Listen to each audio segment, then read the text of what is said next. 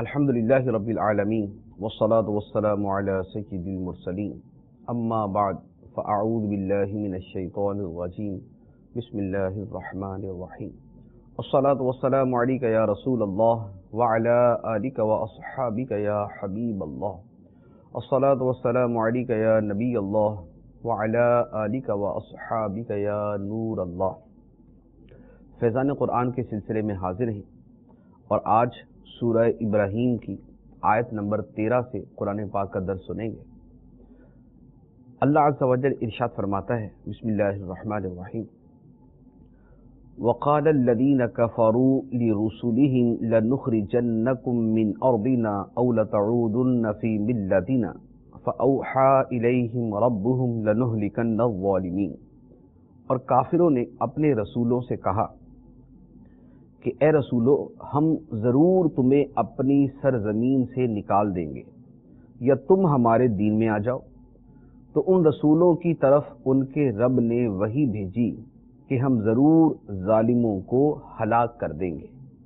یہاں اللہ عز و جل نے قوم نوح، قوم عاد اور قوم ثمود کے بعد تشریف لانے والے رسولوں کا تذکرہ فرمایا اور ارشاد فرمایا تھا کہ بہت سے رسول اور بہت سی امتیں درمیان میں ایسی گزر چکی ہیں کہ جنہیں اللہ تعالی ہی جانتا ہے۔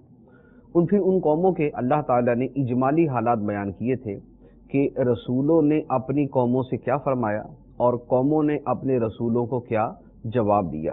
اسی سلسلے کے اندر یہاں یہ بات بیان ہو رہی ہے کہ کافروں نے اپنے رسولوں سے کہا تھا کہ ہم تمہیں اپنی زمین سے نکال دیں گے، اگر تم ہمیں تبلیغ کرنے سے باز نہ آئے تو ہم تمہیں اپنی قوم سے، اپنے علاقے سے نکال دیں گے، اور یا پھر یہ ہے کہ تم بھی ہمارے دین میں داخل ہو جاؤ، یعنی جو ہمارا دین کفر ہے تم بھی اسی کے اندر آ جاؤ۔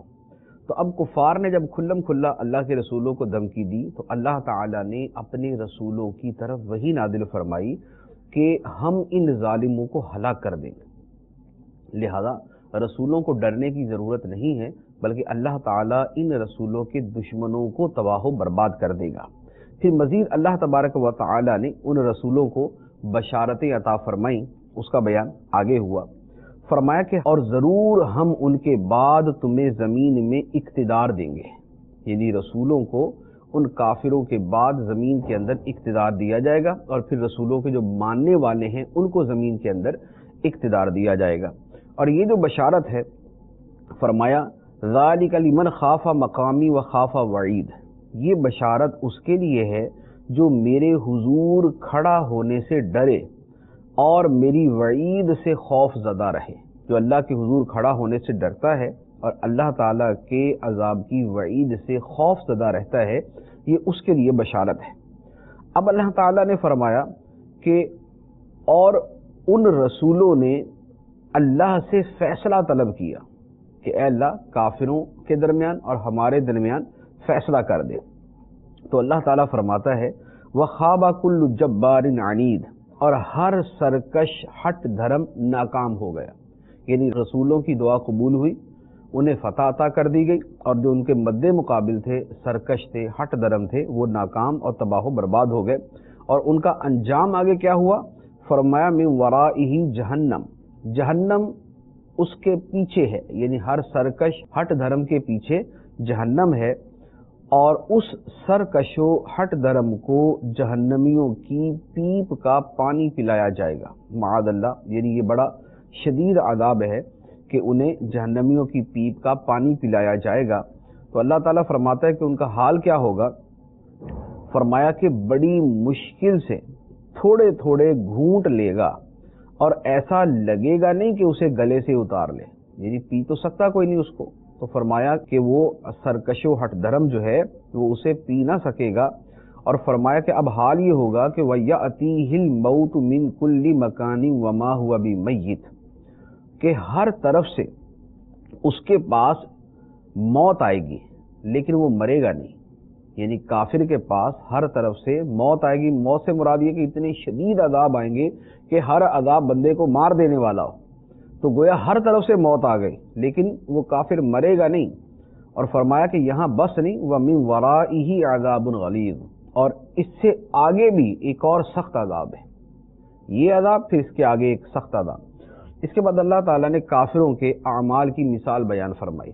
کافر جو دنیا میں کوئی اچھا کام کریں، رشتہ داروں سے حسن سلوک کریں یا کوئی صدقہ وغیرہ دیں، تو فرمایا کہ ان اعمال کا انجام کیا ہوگا.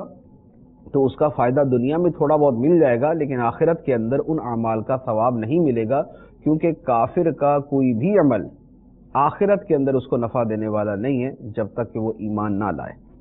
تو فرمایا کہ اپنے رب کا انکار کرنے والوں کے اعمال راکھ کی طرح ہوں گے جس پر آندھی کے دن تیز طوفان آ جائے تو وہ اپنی کمائیوں میں سے کسی شے پر بھی قادر نہ رہے.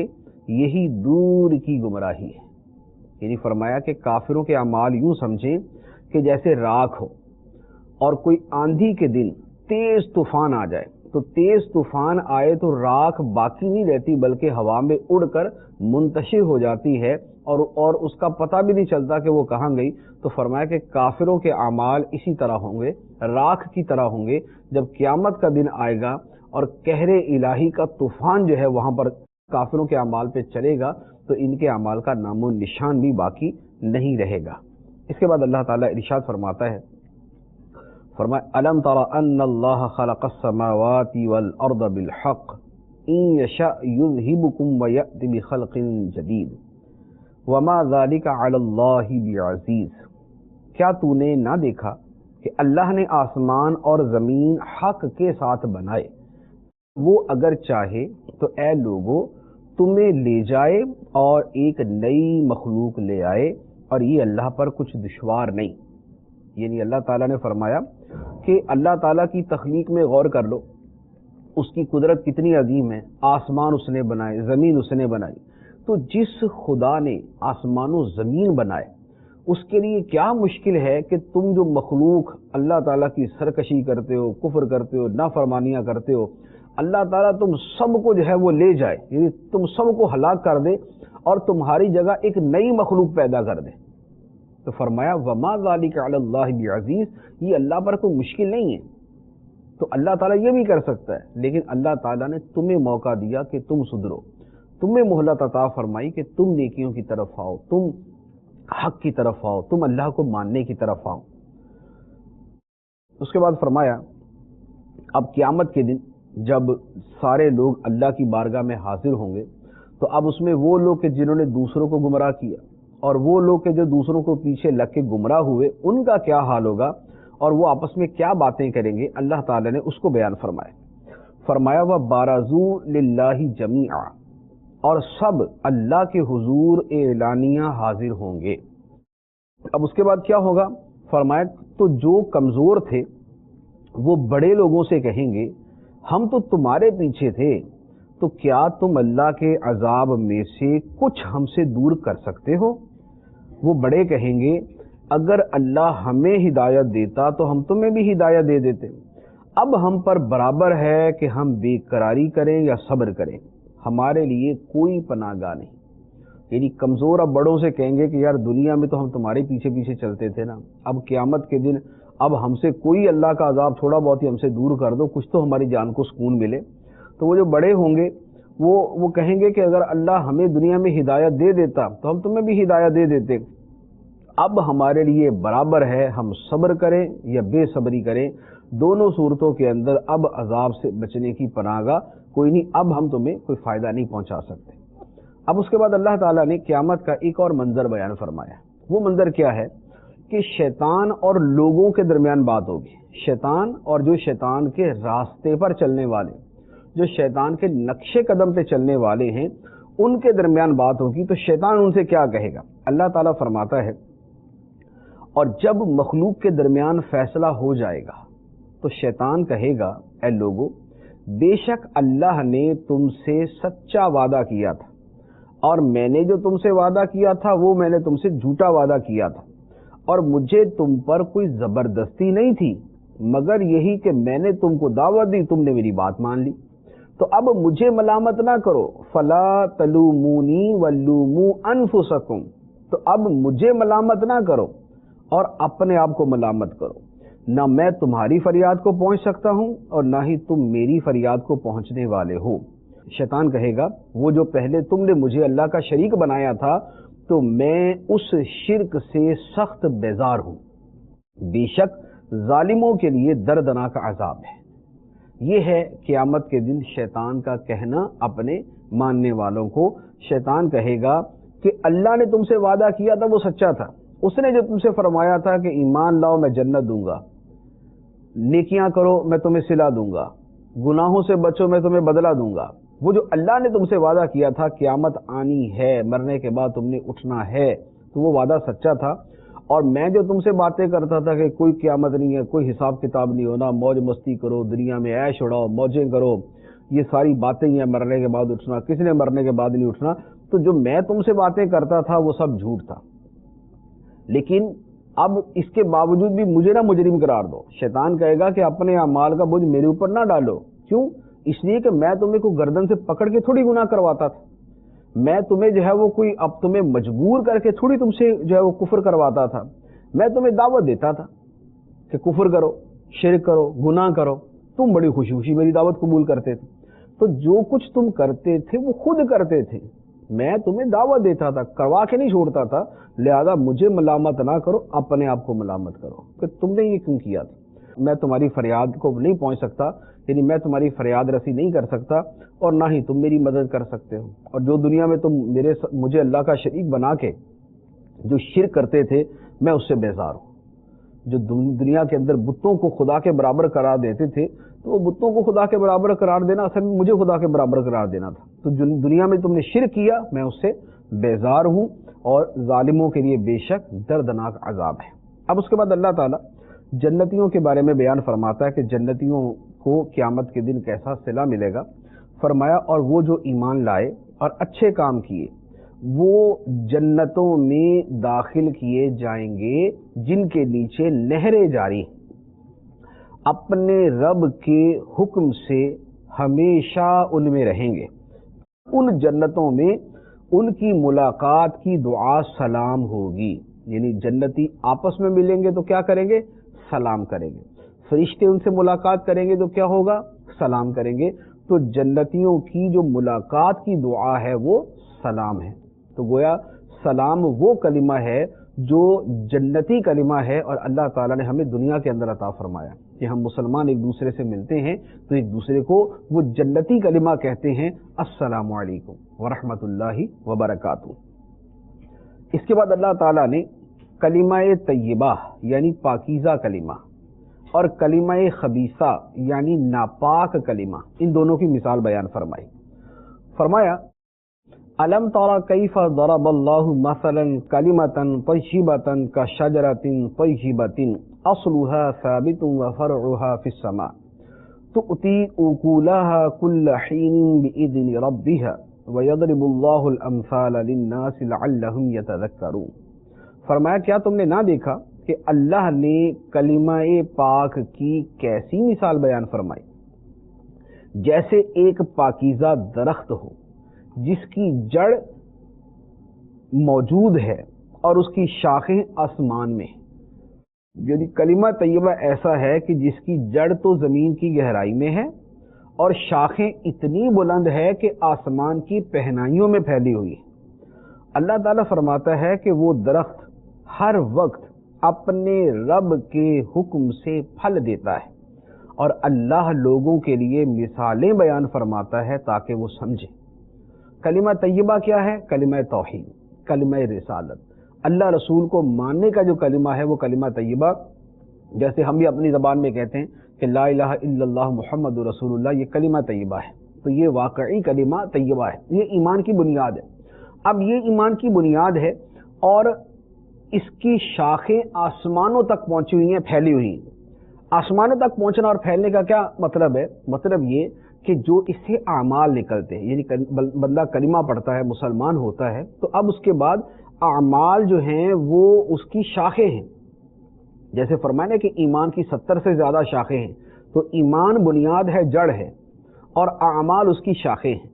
اور ان کے اوپر پھل لگتے ہیں، اس کے اوپر جو پھل لگتے ہیں وہ اعمال بھی ہیں یا وہ ان کے جو صلے ہیں جو بندے کو ہر وقت فائدہ پہنچاتے ہیں، ان اعمال کو کرنے کی وجہ سے جو اسے دنیاوی اخروی فائدہ ملتا ہے وہ اس کا پھل ہے جو ہر وقت اللہ تعالیٰ کے حکم سے بندے کو مل رہا ہوتا ہے۔ آدمی ایک نیکی کرتا ہے، اس کا دنیا کا فائدہ بھی ملتا ہے، اس سے اسے آخرت کا فائدہ بھی ملتا ہے۔ تو فرمایا کہ یہ ہے کلمہ طیبہ کی مثال۔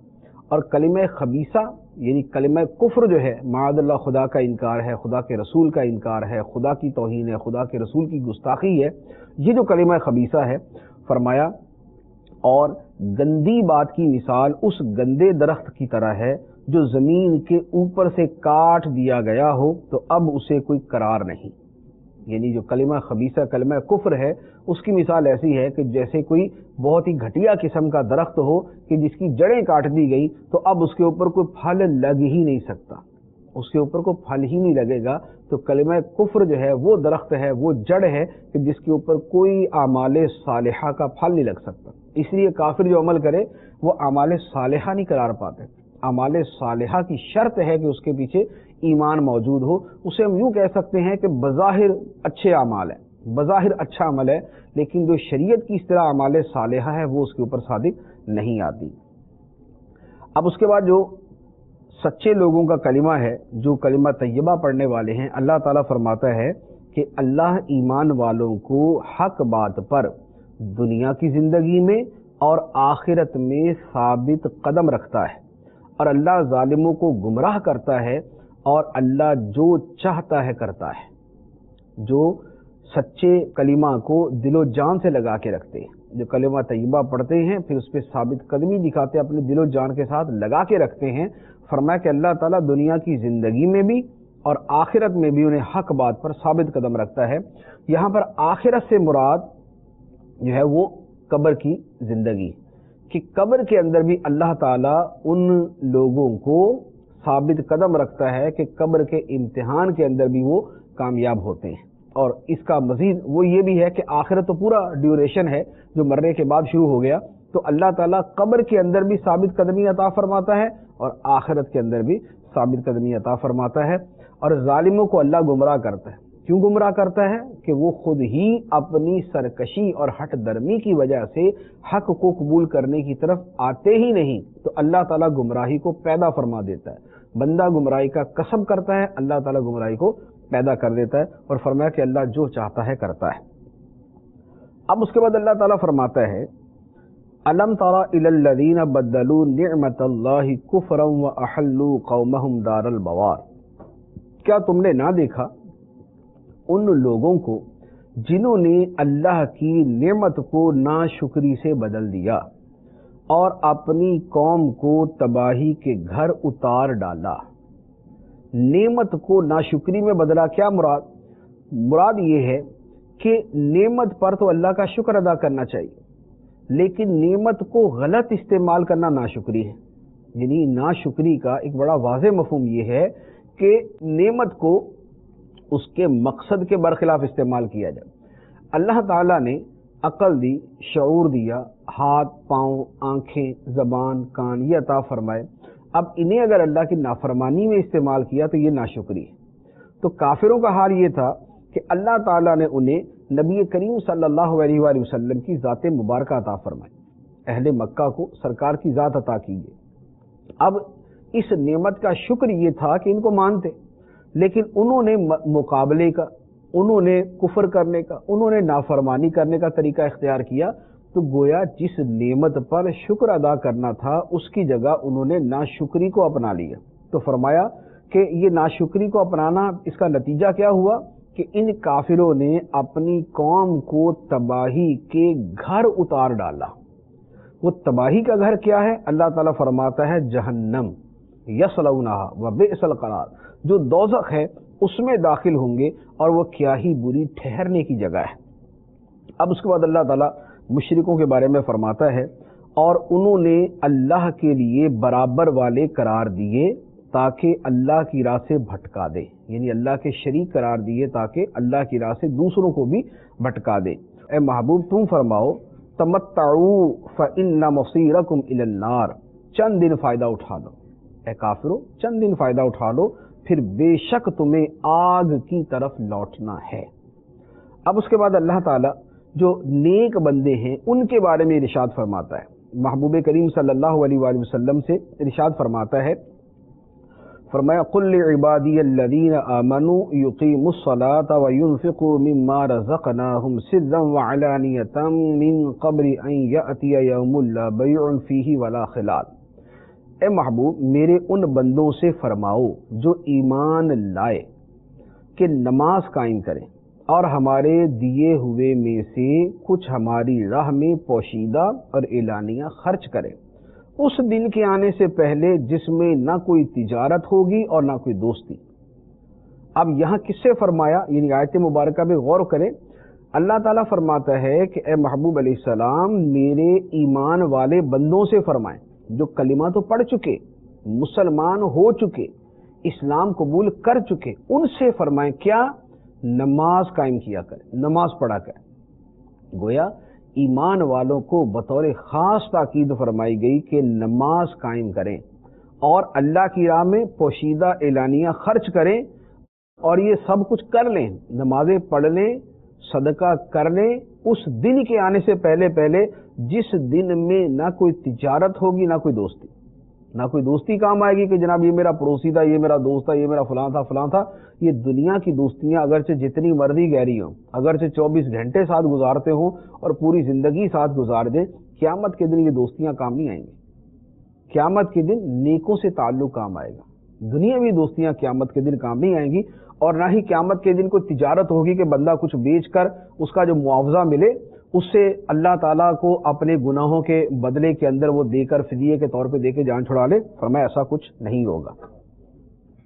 اس کے بعد اگلی آیت میں اللہ تعالیٰ نے اپنی تخلیق کو بیان فرمایا اور لوگوں پر جو اللہ تعالیٰ کے احسانات ہیں ان کو ذکر کیا کہ اللہ کے بندوں پر کتنے احسان ہیں، تو بندوں کو اس پر شکر ادا کرنا چاہیے۔ تو اس تناظر کے اندر اگلی آیات مبارکہ ہیں، اللہ تعالیٰ فرماتا ہے کہ اللہ ہی ہے جس نے آسمان اور زمین بنائے اور آسمان سے پانی اتارا تو اس کے ذریعے تمہارے کھانے کے لیے کچھ پھل نکالے، اور کشتیوں کو تمہارے قابو میں دے دیا تاکہ اس کے حکم سے دریا میں چلے، اور دریا بھی تمہارے قابو میں دے دیے، اور تمہارے لیے سورج اور چاند کو کام میں لگا دیا جو برابر چل رہے ہیں، اور تمہارے لیے رات اور دن کو مسخر کر دیا، اور اس نے تمہیں وہ بھی بہت کچھ دے دیا جو تم نے اس سے مانگا، اور اگر تم اللہ کی نعمتیں گنو تو شمار نہ کر سکو گے، بے شک انسان بڑا ظالم ناشکرا ہے۔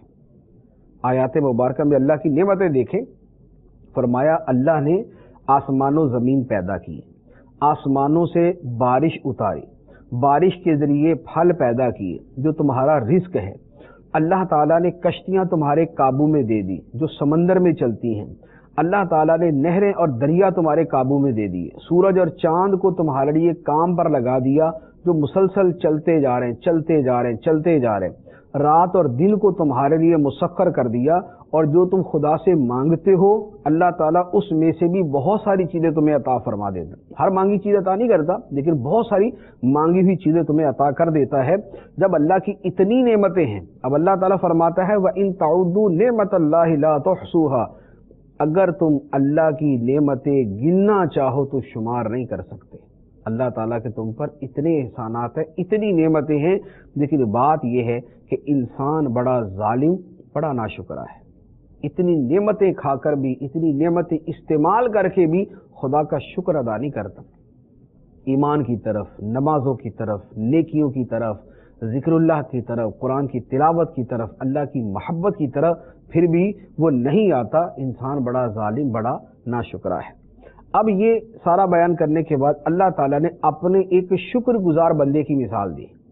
یہ تو مجموعی طور پہ بیان کر دیا، اب اللہ تعالیٰ سمجھانے کے لیے ایک شکر گزار بندے کی مثال دیتا ہے کہ یہ بھی میرا بندہ ہے، اس کو دیکھے یہ خدا کا کتنا شکر ادا کرنے والا ہے۔ وہ کون ہے؟ وہ سیدنا حضرت ابراہیم علیہ الصلوۃ والسلام۔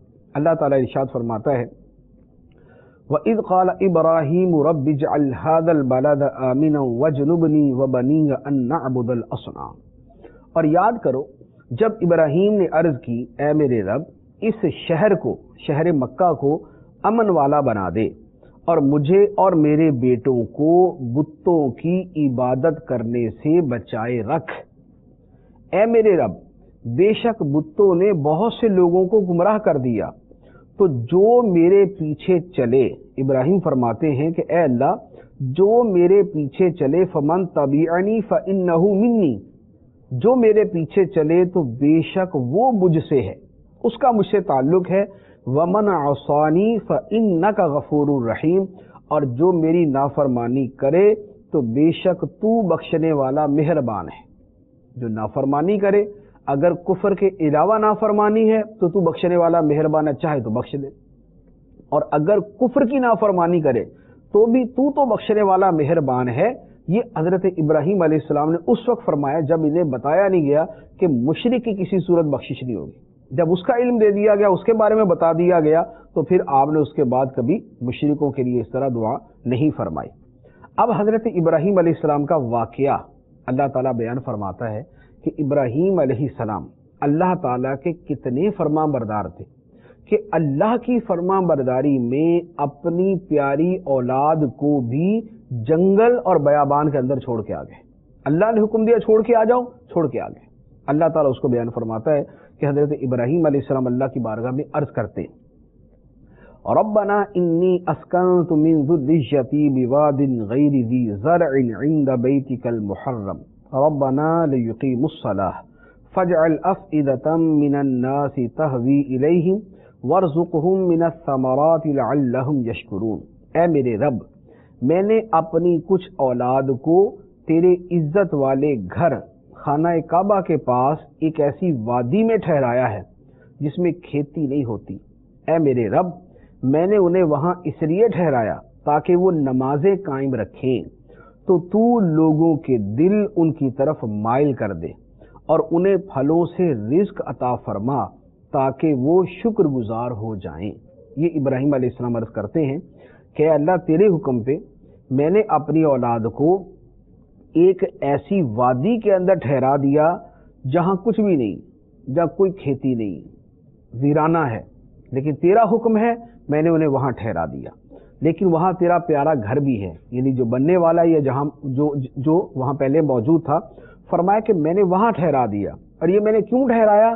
تاکہ وہ نمازیں قائم کرے۔ تو اے اللہ میں نے تو اپنی اولاد کو ایک ویرانے کے اندر چھوڑ دیا تیرے حکم پہ، لیکن اب تو مہربانی فرما کہ لوگوں کے دل ان کی طرف مائل کر دے کہ لوگ وہاں پر آئیں اور وہاں بھی آبادی ہو جائے، میری اولاد ساری زندگی اس جنگل اور بیابان کے اندر ہی نہ گزارے بلکہ وہاں پر اور بھی لوگ آ جائیں۔ تو عرض کی اے اللہ لوگوں کے دل ان کی طرف مائل فرما دے اور انہیں رزق عطا فرما پھلوں کا تاکہ وہ شکر گزار بنے۔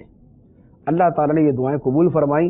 لوگوں کے دل اللہ تعالیٰ نے اس مقدس بستی کی طرف یعنی خانہ کعبہ کی طرف اور مکہ مکرمہ کی طرف اللہ تعالیٰ نے دلوں کو ایسا پھیرا کہ اب ہر مسلمان جانتا ہے کہ کتنی بڑی تعداد ہے مسلمانوں کی جو پورا سال مکہ مکرمہ جانے کے لیے بے قرار رہتی، جو خانہ کعبہ کو دیکھنے کے لیے بے قرار رہتی، جو اللہ کے گھر کی زیارت کے لیے بے قرار رہتی ہے، اور کتنے کروڑوں لوگ آج تک وہاں جا چکے ہیں، اور کتنے مسلمان ہیں جو ہر وقت اپنے دل کے اندر تمنا سجا کے بیٹھے ہوتے ہیں اور پوری زندگی گزار دیتے ہیں اے کاش کہ زندگی میں ایک مرتبہ ہمیں اس مقدس گھر کی زیارت نصیب ہو جائے۔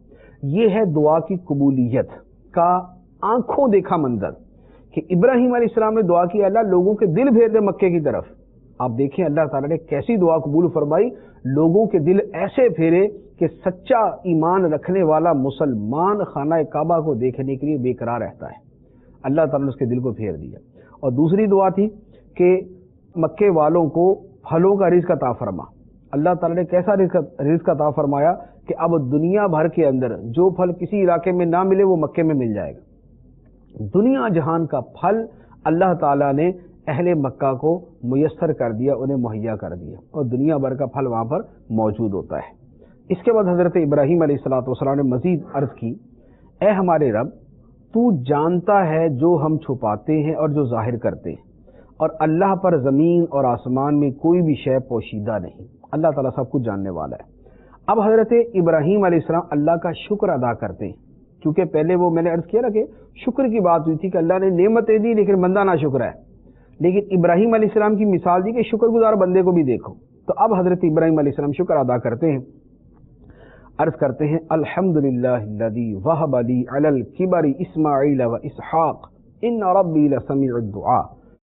تمام تعریفیں اس اللہ کے لیے جس نے مجھے بڑھاپے میں اسماعیل اور اسحاق دیے، بے شک میرا رب دعا سننے والا ہے. بڑھاپے کے اندر حضرت ابراہیم علیہ السلام کو حضرت اسماعیل بھی دیے گئے اور حضرت اسحاق بھی دیے گئے. تو اب حضرت ابراہیم علیہ السلام اس پہ عرض کرتے ہیں کہ بے شک میرا رب دعا سننے والا ہے، اور مزید عرض کرتے ہیں اے میرے رب مجھے اور میری کچھ اولاد کو نماز قائم کرنے والا رکھ، اور اے ہمارے رب میری دعا قبول فرما. اے ہمارے رب مجھے اور میرے ماں باپ کو اور سب مسلمانوں کو بخش دے جس دن حساب قائم ہوگا. یہ حضرت ابراہیم علیہ السلام کی دعا کا آخری حصہ تھا جو بڑا معروف ہے، جسے ہم بھی عام طور پہ نماز میں پڑھتے ہیں، رب اجعلنی مقیم الصلاۃ ومن ذریتی ربنا وتقبل دعاء ربنا اغفر لی ولوالدی وللمؤمنین یوم یقوم الحساب. یہ وہ دعا ہے جو حضرت ابراہیم علیہ السلام نے اللہ تعالیٰ کی بارگاہ میں پیش کی. اس کے بعد اللہ تعالیٰ فرماتا ہے ہر سننے والے سے مخاطب کر کے، اللہ تعالیٰ فرماتا ہے وَلَا تَحْسَبَنَّ اللَّهَ غَافِلًا عَمَّا يَعْمَلُ الظَّالِمُونَ. اے سننے والے ہرگز اللہ کو ان کاموں سے بے خبر نہ سمجھنا جو ظالم کر رہے ہیں. ظالم جو کر رہے ہیں اللہ تعالیٰ غافل نہیں ہے اس سے، اللہ تعالیٰ دیکھ رہا ہے. اللہ انہیں صرف ایک ایسے دن کے لیے ڈھیل دے رہا ہے جس دن میں دہشت کے مارے آنکھیں کھلی کی کھلی رہ جائیں گی. اللہ تعالیٰ کافروں کے اعمال سے غافل نہیں ہے، ظالموں کے اعمال سے اور غافلوں کے اعمال سے اللہ تعالیٰ غافل نہیں ہے، جانتا ہے.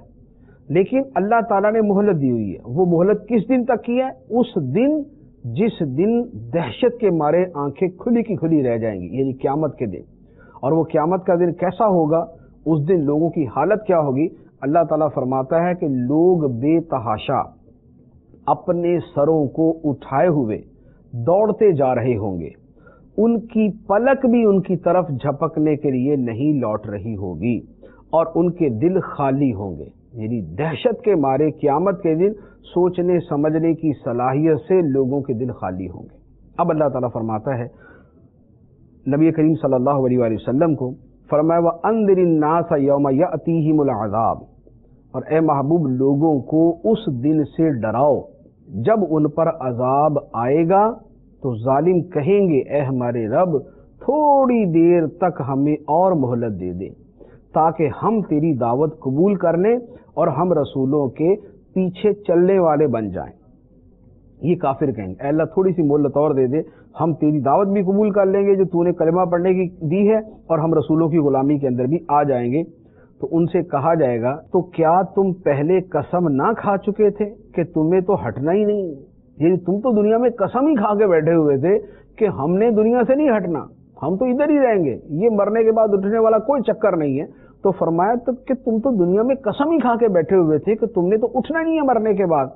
تو اللہ تعالیٰ فرمائے گا اور تم ان لوگوں کے گھروں میں رہے جنہوں نے اپنی جانوں پر ظلم کیا تھا، اور تمہارے لیے بالکل واضح ہو گیا تھا کہ ہم نے ان کے ساتھ کیسا سلوک کیا، اور ہم نے تمہارے لیے مثالیں بیان کی. اللہ تعالیٰ فرمائے گا اب مہلت نہیں ملے گی. دنیا میں تمہیں سمجھایا، تم ان لوگوں کے گھروں میں رہتے تھے، یعنی انہی علاقوں میں رہتے تھے جہاں پہلے خدا کا عذاب آیا ہوا، ان کے عذاب سے تمہیں سمجھ نہ آئی، رسولوں کی بات تمہیں سمجھ نہ آئی، مثالیں ہم تمہیں دیتے تھے وہ تمہیں سمجھ نہیں آتی تھی، ہر بات کو کھول کے ہم نے بیان کر دیا وہ تمہیں سمجھ نہیں آتی تھی، اب کون سی مہلت مانگتے ہو؟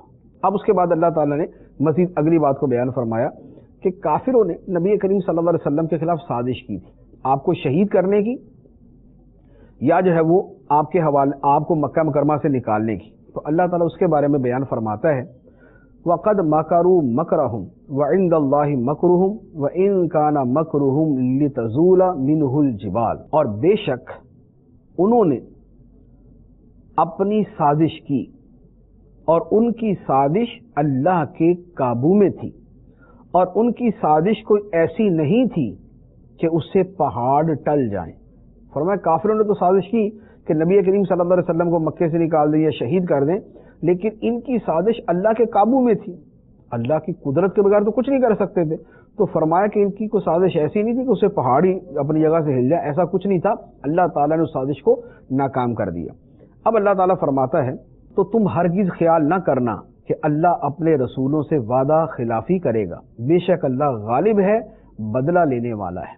اللہ نے رسولوں سے وعدہ کیا تھا کہ رسولوں کو غالب کرے گا، یہ اللہ کا وعدہ تھا، رسول غالب آئیں گے، تو یہ نہیں ہو سکتا کہ رسول ابھی غالب آئے نہیں اور ان کو شہید کر دیا جائے، یا جو ہے وہ ان کے ساتھ ایسا سلوک کیا جائے کہ وہ مغلوب ہو جائیں ہمیشہ ہمیشہ کے لیے۔ فرمایا ایسا نہیں ہوگا۔ اب اس کے بعد اللہ تعالیٰ قیامت کا منظر بیان کرتا ہے، فرمایا کہ یاد کرو جس دن زمین کو دوسری زمین سے اور آسمانوں کو بدل دیا جائے گا اور تمام لوگ ایک اللہ کے سامنے نکل کھڑے ہوں گے جو سب پر غالب ہے۔ یہ زمین بدل جائے گی، دوسری زمین سے آسمانوں کو بدل دیا جائے گا اور سب لوگ قبروں سے نکل کر اللہ کی بارگاہ میں کھڑے ہوں گے جو سب پر غالب ہے۔ اللہ تعالیٰ فرماتا ہے اور اس دن تم مجرموں کو بیڑیوں میں ایک دوسرے سے بندھا ہوا دیکھو گے، بیڑیوں کے اندر جکڑا ہوا ہوگا۔ فرمایا کہ ان کے کرتے تار کول کے ہوں گے اور ان کے چہروں کو آگ ڈھانپ لے گی، اور یہ سب اللہ کی بارگاہ میں کیوں حاضر ہوں گے؟ تاکہ اللہ ہر جان کو اس کی کمائی کا بدلہ دے، بے شک اللہ بہت جلد حساب کرنے والا ہے۔ اب آخر میں اللہ تعالیٰ قرآن کے بارے میں بیان فرماتا ہے، ھذا بلاغ للناس ولینذروا بہ وليعلموا انما هو الہ واحد وليذکر اولو الالباب۔ یہ قرآن لوگوں کے لیے تبلیغ ہے اور اس لیے نازل ہوا کہ انہیں اس کے ذریعے ڈرایا جائے اور تاکہ وہ لوگ جان لیں کہ اللہ ہی ایک معبود ہے، اور تاکہ عقل والے نصیحت حاصل کریں۔ قرآن کے نزول کے مقاصد بیان فرما دیے کہ قرآن لوگوں کے لیے تبلیغ ہے، اس لیے اترا کہ لوگوں کو قرآن کے ذریعے ڈرایا جائے اللہ کے عذاب سے، اور تاکہ لوگ قرآن کے دلائل پڑھ کر سن کر یہ جان لے کہ اللہ ہی تنہا معبود ہے، اور تاکہ عقل والے قرآن پڑھ کر نصیحت حاصل کریں۔ اللہ تبارک و تعالی ہمیں قرآن پاک کے ان اوصاف کے مطابق اپنی اصلاح کرنے کی توفیق عطا فرمائے اور قرآن کا فہم عطا فرمائے۔ آمین بجاہ النبی الامین صلی اللہ علیہ وسلم۔